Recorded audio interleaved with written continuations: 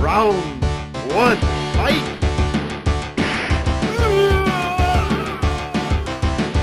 Sonic Boom! Tiger!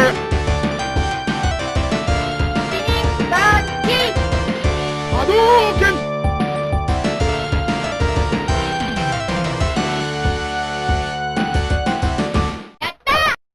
Welcome back everyone to another Joe Cobra Retro review. Today's review is for Street Fighter 2, the classic Capcom beat 'em up. And guys, if you don't mind doing me a favor, if you're new to the channel, please hit that subscribe button. Join the channel, help me to grow. And if you like the video, by the end of it, give me a big thumbs up. And also hit that bell button, which notifies you when I post a new video. So Street Fighter 2, The World Warrior, also known as just Street Fighter, is a fighting game developed by Japanese gaming giants Capcom and was released on the arcade systems in 1991. It was the second installment in the Street Fighter series and a sequel to the original very rare Street Fighter game released way back in 1987.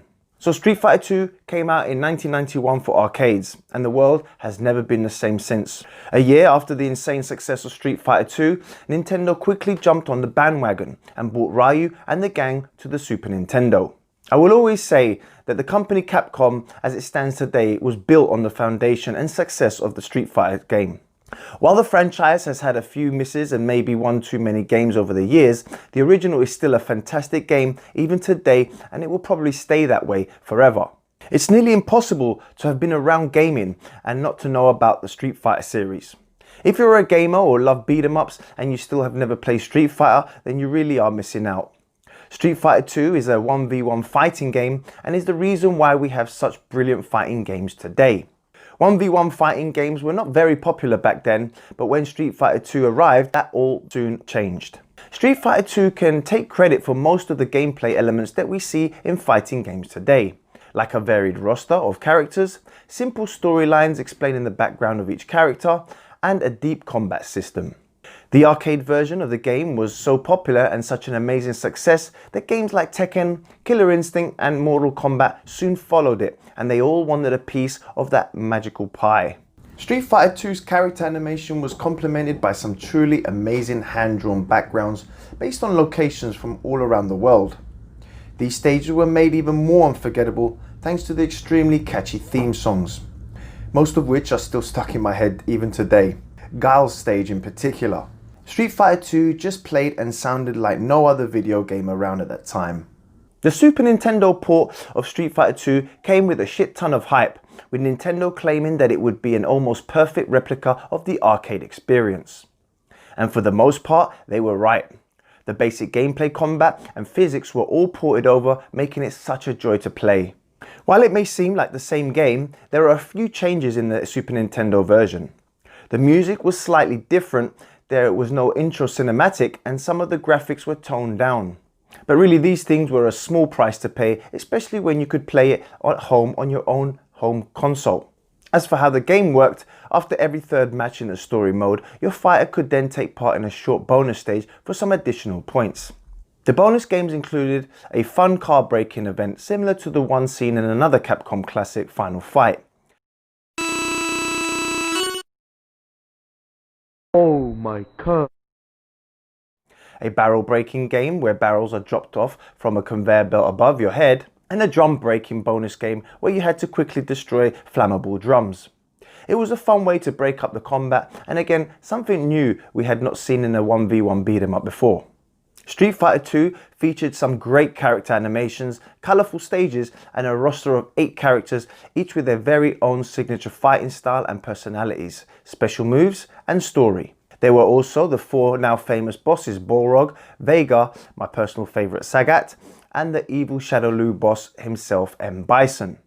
Unfortunately, you could not play as them at the time, but you at least got to fight them on their own stages.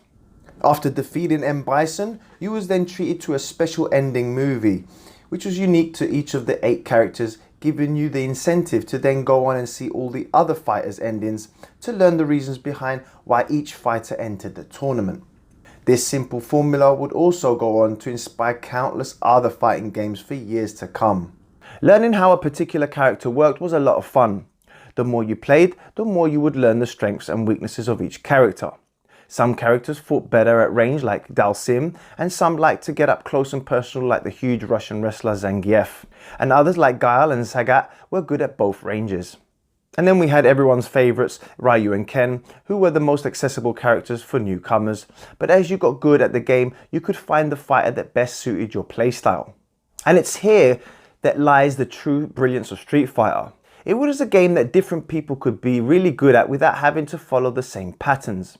And while some fighting games threw in generic characters just to fill out the roster, Street Fighter 2 had a roster of some truly unique characters that all looked and handled differently to one another. The SNES version of this legendary fighting game was such a great port of the arcade version that it's one of the reasons why the Super Nintendo became so massively popular. The 6-button setup on the controller worked so damn well, helping you to pull off all those special moves we have grown to know and love.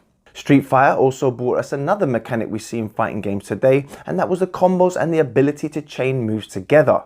But what's crazy is the fact that the combo system in Street Fighter 2 wasn't actually a planned mechanic.